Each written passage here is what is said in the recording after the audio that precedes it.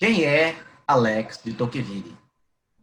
Qual é o sentido de algumas expressões tocquevillianas, como tirania da maioria, interesse bem compreendido e gosto pela liberdade?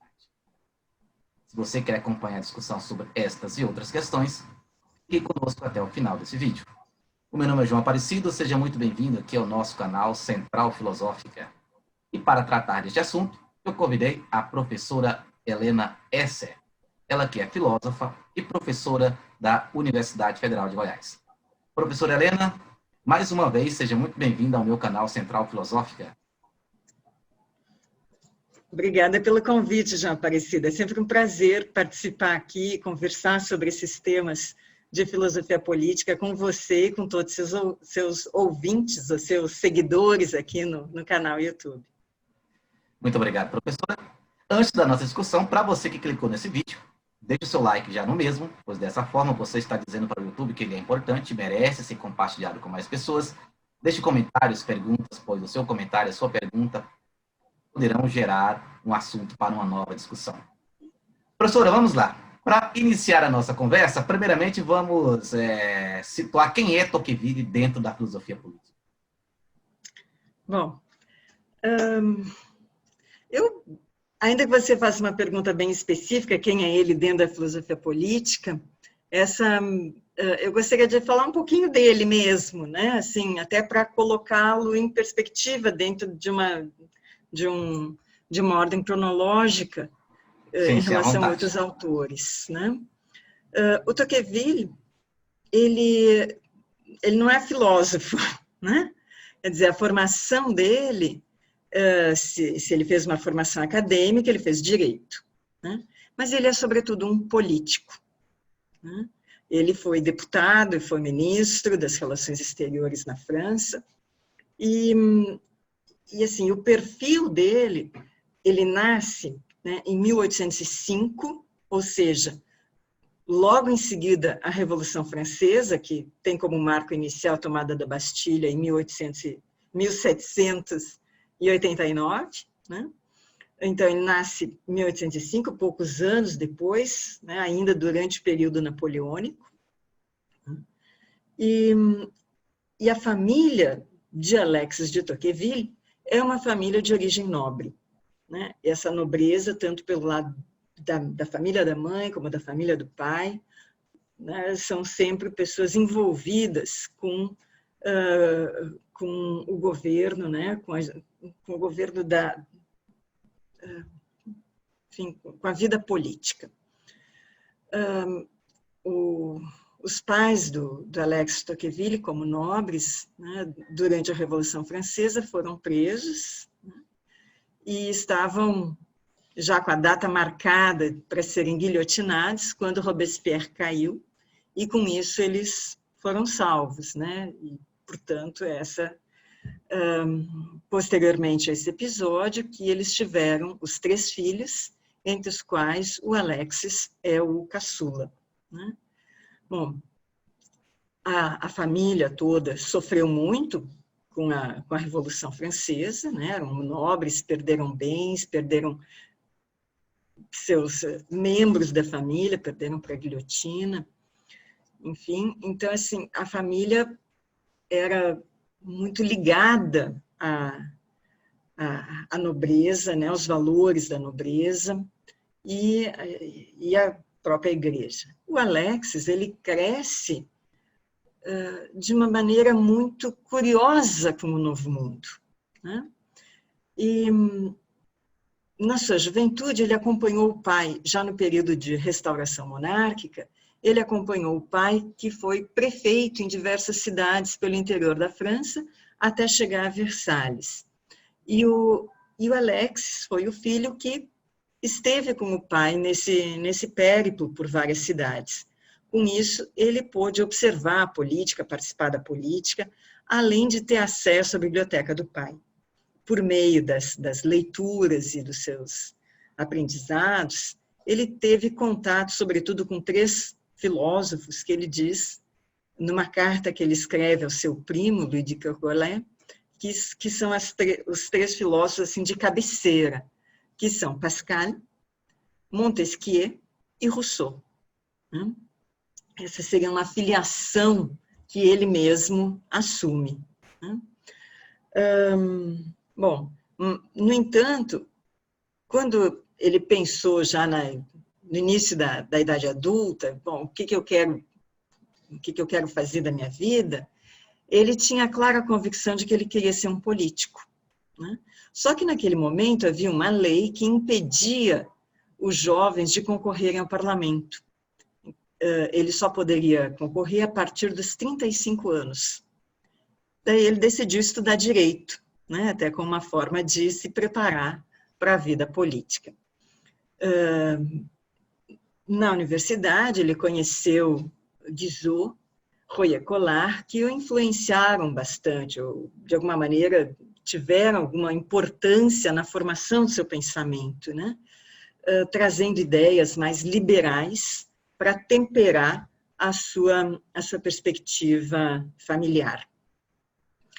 E o Tocqueville, ele era muito mais um curioso com os novos tempos. Vejam, ele está num momento da nossa história que é um divisor de mundos, né?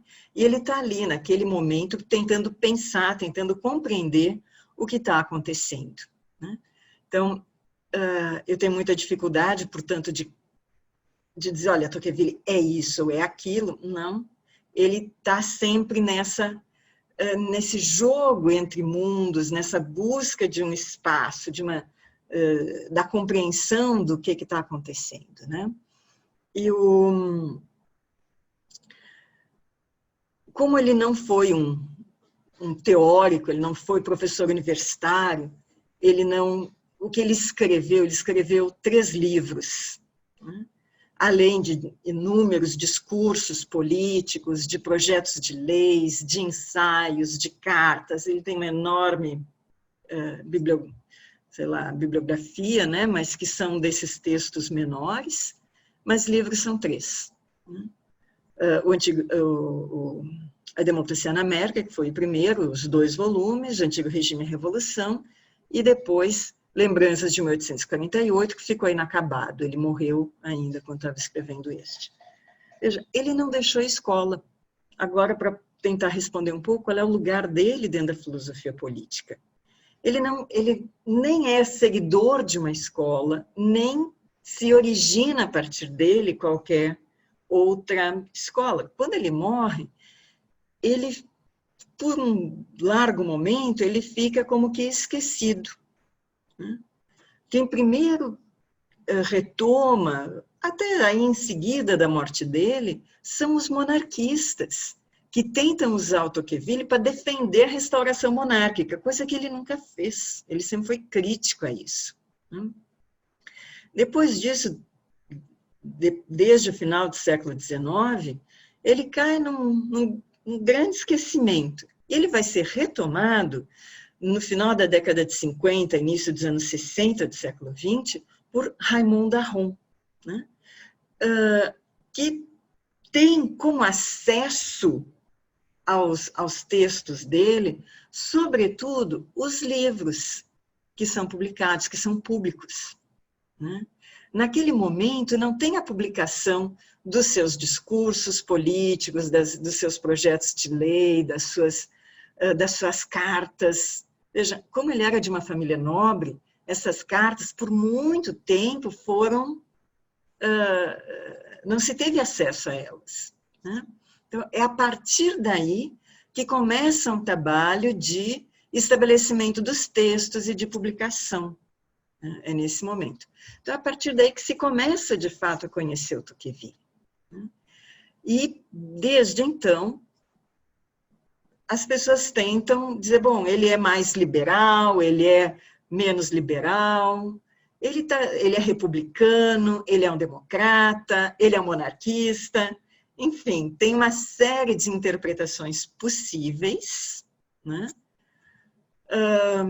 E acha que os diversos intérpretes justificam as suas perspectivas a partir, enfim, de textos, né, do Tocqueville, que são amplos, que são diversificados. Eu acho que há um grande esforço ainda que está sendo feito de tentar estabelecer um estándar mais claro acerca desse pensamento tocqueviliano. Não sei se Sim, respondo a sim. sua questão, mas... Não, satisfeito, professora.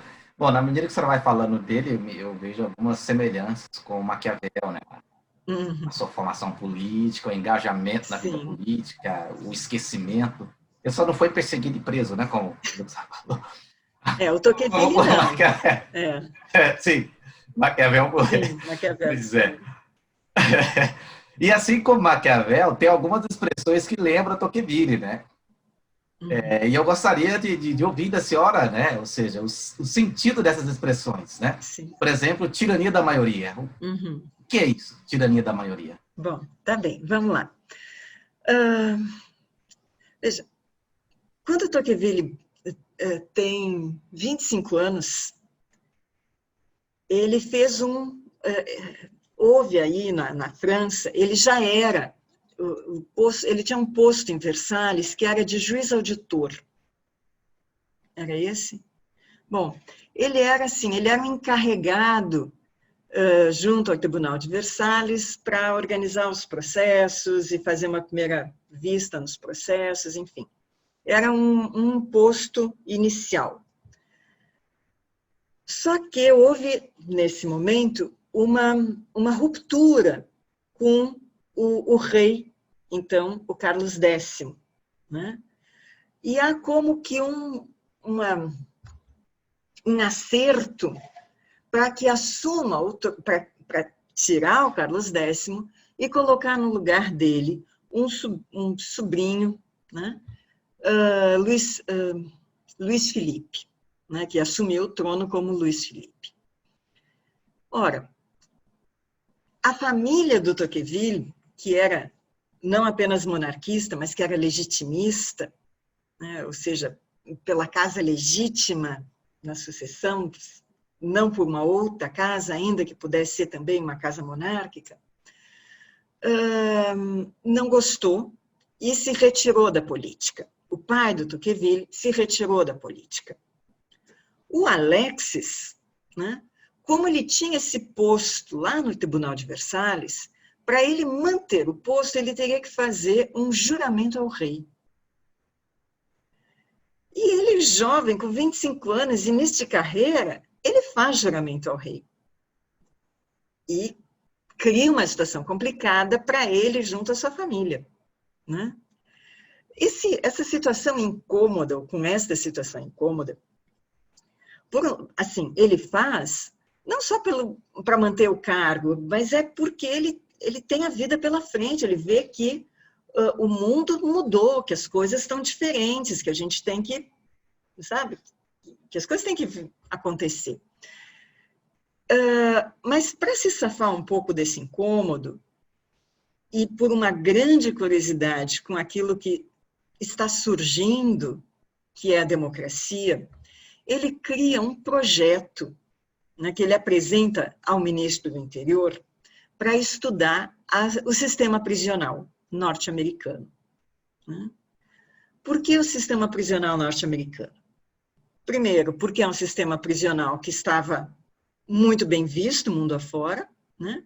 E porque era aquele país que, no mundo naquele momento, era uma democracia.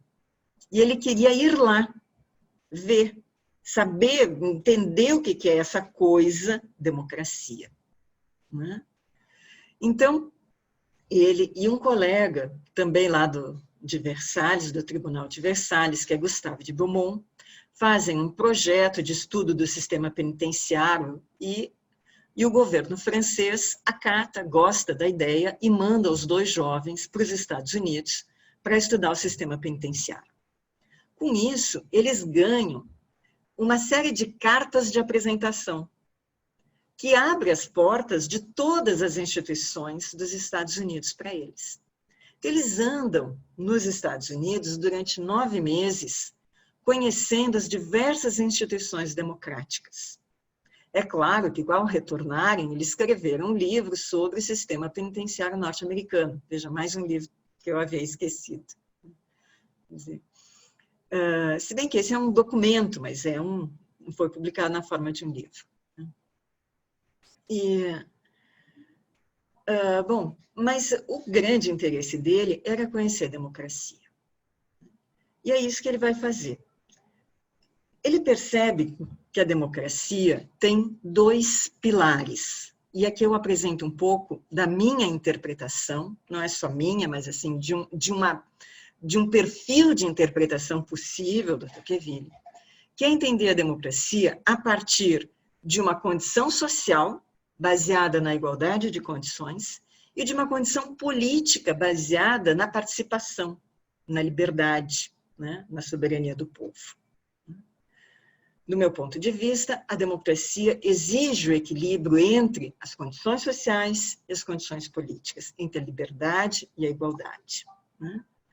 Bom, só que lá nos Estados Unidos, ele percebe que esse equilíbrio nem sempre acontece. E um dos problemas que pode surgir justamente, que pode surgir assim no âmbito dessa democracia, justamente seria uma palavra ambígua para usar aqui, porque não tem nada de justo, né?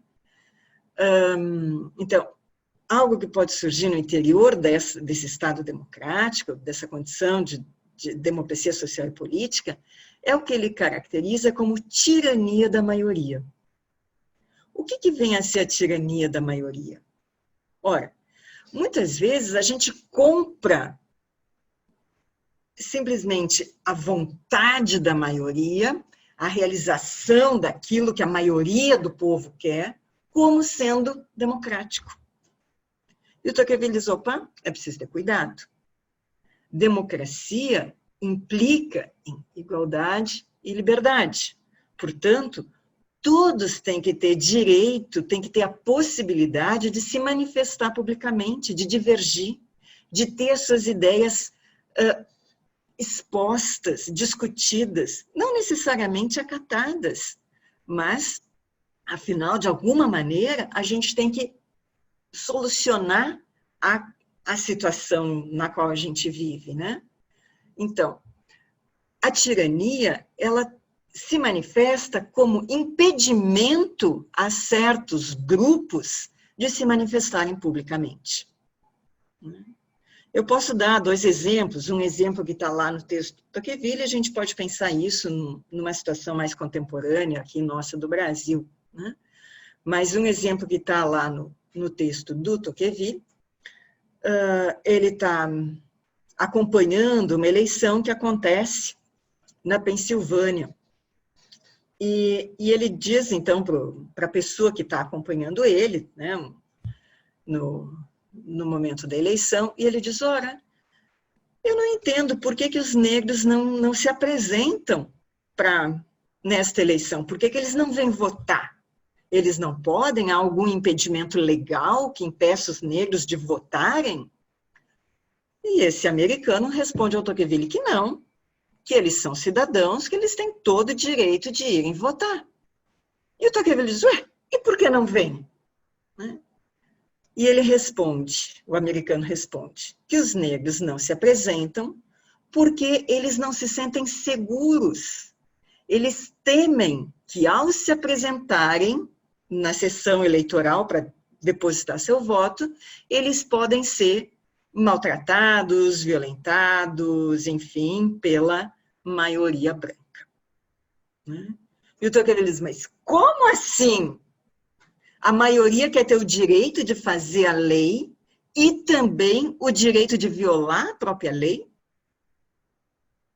Quer dizer, isso é tirânico, quando uma parcela da população impede a outra parcela da população de se manifestar. No caso, é tirânico porque viola princípios, né? Que ele coloca. Viola um princípio democrático, que é da igual liberdade de todo cidadão estar presente e dizer, eu penso isso. Sim. Talvez tenha uma influência de Rousseau aí. Acredito que sim. Veja, a decisão é tomada por maioria. Né?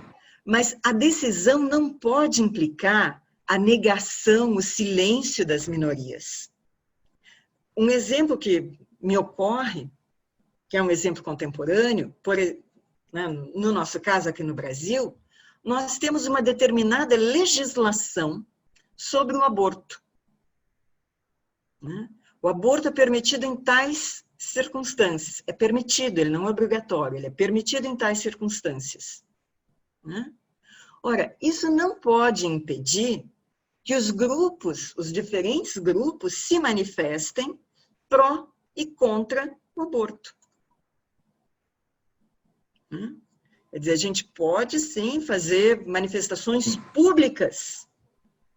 Sim. No limite do respeito à diversidade de posições.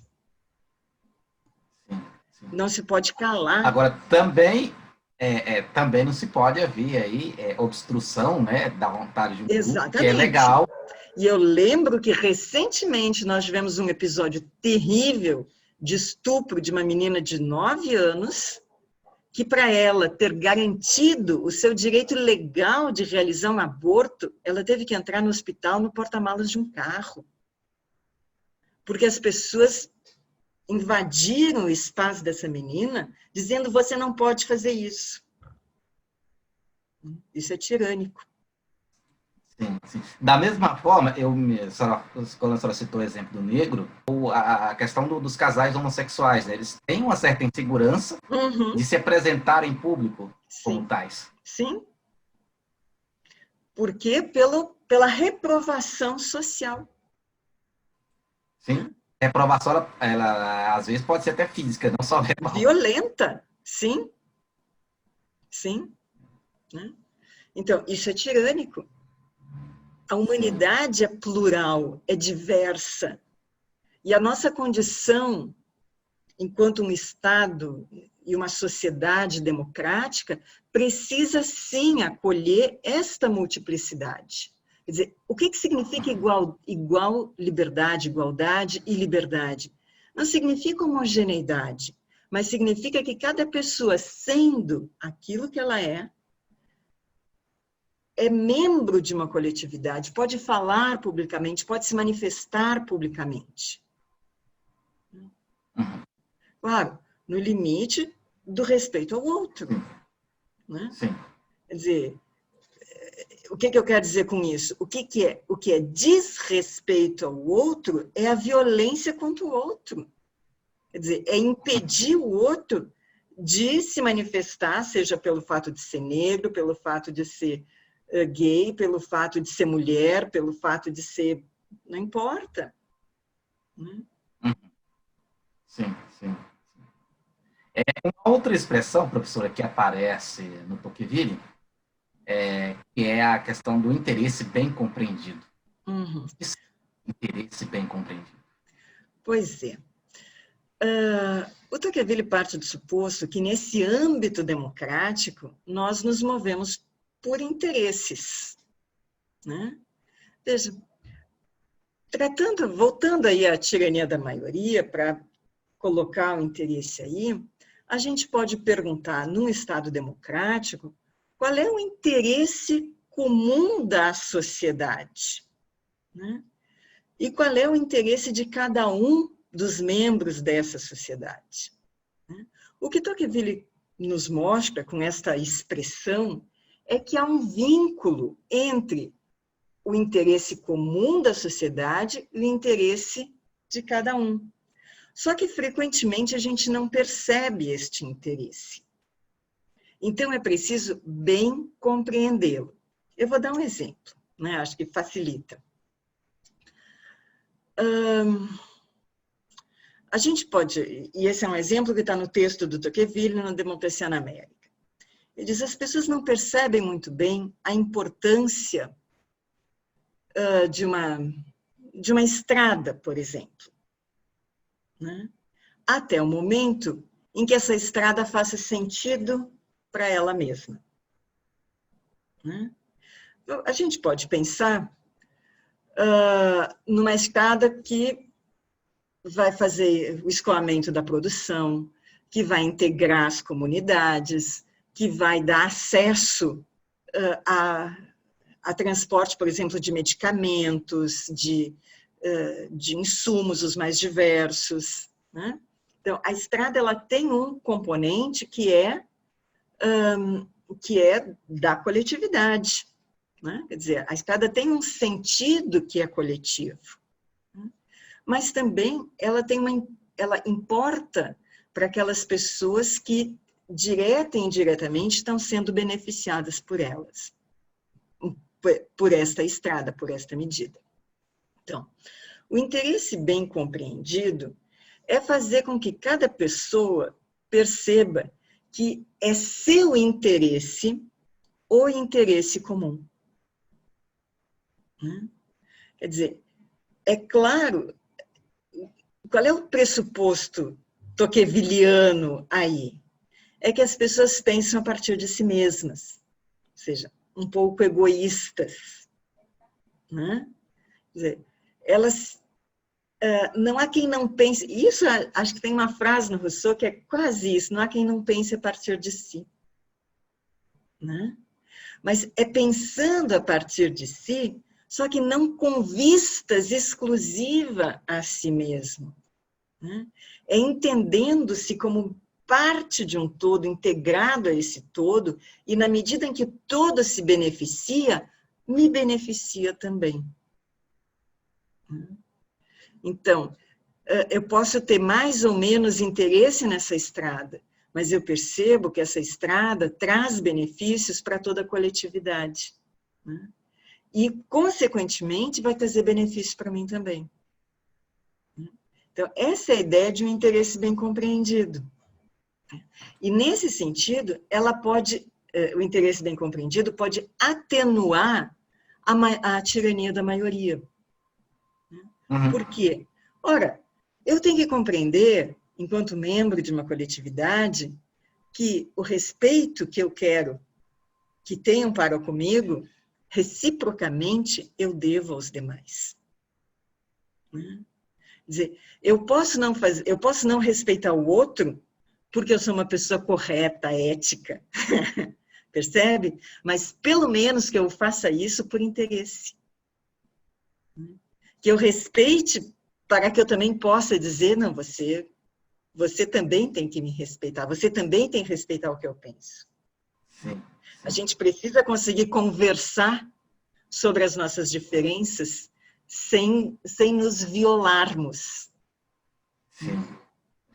Eu acho que é coisa daquele que é da vivência política, né? Quer dizer, é claro que a gente sabe que no âmbito político a gente tem que fazer concessões, a gente tem que fazer intermediações, né? Então, a política está nesse espaço comum, compartilhado. E para que seja um espaço compartilhado, a gente tem que conseguir acomodar as pequenas diferenças que surgem justamente pelo fato de cada um de nós ser igual e livre aos demais. É porque cada um é igual a cada um dos demais que temos essas pequenas diferenças de pensar, de compreender o mundo, e que isso é bom, isso é rico, enriquece a nossa convivência. Sim, sim. A tirania não pode acontecer nem contra algo que eu discordo. Tirania é tirania. Exato, exato. Tirania é tirania, é ruim para todo mundo. Sim. Bom, a senhora tocou na questão da liberdade, me lembra uma outra expressão que eu falei no início, que é o gosto pela liberdade. Uhum. Né? Liberdade, igualdade, Tocqueville fala do gosto pela liberdade. O que é esse gosto pela liberdade? Pois é. Vocês lembram que no século XVIII a gente fala da liberdade como um direito natural, né? Assim como da igualdade. O Tocqueville não é um justnaturalista. Ele não pensa que as pessoas têm qualquer direito natural, nem a igualdade, nem a liberdade. Ele fala muito antes de que são condições conquistadas, né? A gente conquista estas condições de liberdade, de igualdade, por meio de lutas, de reivindicações, de ações. Bom, mas ele diz que a igualdade, é toda uma estratégia de argumentação, não vou falar muito disso, mas ele diz que a liberdade ela vai se impondo quase que por si mesmo, né? Mas ele diz, não, a liberdade não é o mesmo. A igualdade vai se impondo quase que por si mesma, assim, ela acontece, né, de mais a mais. Veja, ele dá exemplo como uma série de exemplos que ele rememora desde lá da Idade Média, mas só para tomar exemplos mais recentes, né, como a queda da monarquia, o surgimento de uma classe média, enriquecida, burguesa, né, a democracia em nos Estados Unidos, e que vai se espalhando, começa a aparecer nos países da Europa com mais força. Enfim, então, assim, ele diz, a igualdade vai se impondo. Mas a liberdade não. A liberdade depende de gosto. Você tem que buscar a liberdade, você tem que querer a liberdade, você tem que agir com liberdade, né? A liberdade não te é dada, ela não vem por si mesma. A liberdade depende do próprio sujeito buscar a liberdade e agir livremente, né? É nesse sentido que é um gosto, né? Não são coisas que existam por si, né? Mas que exigem esforço, exige conquista, exige ação, né? E a gente é livre na medida em que a gente age junto com os demais, né? Também não adianta dizer, não, eu adoro a liberdade aqui dentro da minha casa, sou muito livre aqui dentro e pronto. Não, isso não é liberdade. Mas você goste da liberdade, isso não é liberdade. Liberdade é liberdade política, liberdade de participar das decisões, a liberdade de você ser um indivíduo singular, um sujeito que tem ideias, que contribui com a sua comunidade. Sim, Então, sim. você Então, me ela diz está, isso em alguma medida, ela vai ao encontro do interesse bem compreendido, não? Por quê? Porque o interesse bem compreendido, em alguma medida, implica uma participação, Sim, uma claro, nesse adesão. sentido. Uhum, É, sim, é, é claro, na interessante, medida em não? que você... ele chega a dizer o seguinte, você começa algumas vezes a agir por interesse, né? Uhum. Mas na medida em que você vai se habituando, você vai entrando na vida política, você vai participando, você toma um gosto e você já não consegue mais não participar, né? Você não consegue mais abrir mão do exercício da política, porque aquilo Isso é liberal ou é republicano? A senhora falou que é, do meu ponto de vista, é muito mais republicano do que liberal, porque o liberal está muito mais preocupado com a concordo. liberdade do indivíduo. E o Tocqueville, Sim, do ele não indivíduo. Sim. separa a liberdade do indivíduo da liberdade política. Por quê? Porque você não tem como separar. Você é um indivíduo, você é um ser singular que age publicamente. Quer dizer, a liberdade que você tem de estar dentro da sua casa fazendo aquilo que você quer, para o Tocqueville, é irrelevante. A liberdade que você tem de negociar uma coisa ou outra, de fazer né, essa liberdade privada tão importante para os liberais, para o Tocqueville é uma liberdade assim que ela só faz sentido se ela é pensada dentro do conjunto, né? Quer Sim. dizer, é claro que é importante no sentido de que é uma característica da singularidade de cada um, né?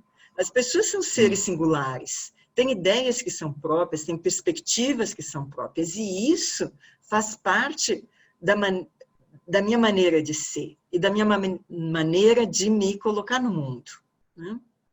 Então, a liberdade é um todo. Você não consegue separar claramente uma liberdade privada de uma liberdade pública no Tocqueville, né? Porque são as pessoas, na sua singularidade, com as suas características próprias, que agem publicamente. Sim.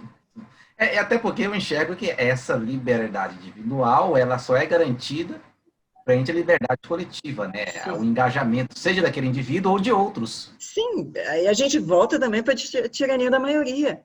Quer dizer, se a gente não Sim. exercita esse Uhum. espaço de liberdade comum a todos, a gente vai justamente criar uma categoria de pessoas que não são livres, que não são iguais, que estão submetidas. E aí a gente já não tem mais democracia para todo mundo, né? Quer dizer, talvez a gente tenha um pequeno grupo que, entre si, pode ter uma democracia, mas tem outro que é subordinado. Só para nós fecharmos aqui a nossa conversa, para nós amarrarmos, claro que na sua fala já ficou implícito isso, mas se a senhora pudesse explicitar aí alguns pontos aí, da utilidade da contribuição do Tocqueville para nós pensarmos, compreendermos a nossa política. Bom, acho que eu poderia fazer assim, pegar alguns pontinhos só para fechar mesmo algumas ideias, né? Acho que a primeira ideia que para mim é muito importante, muito forte no mundo contemporâneo, é que nós só temos democracia propriamente quando nós temos igualdade e liberdade. Igualdade e liberdade não são coisas que acontecem por si mesmas. Elas são fruto da ação de nós mesmos, né? São fruto de lutas, de resistência, de construção. Nós temos que criar espaços nos quais nós possamos ser livres e iguais uns com os outros.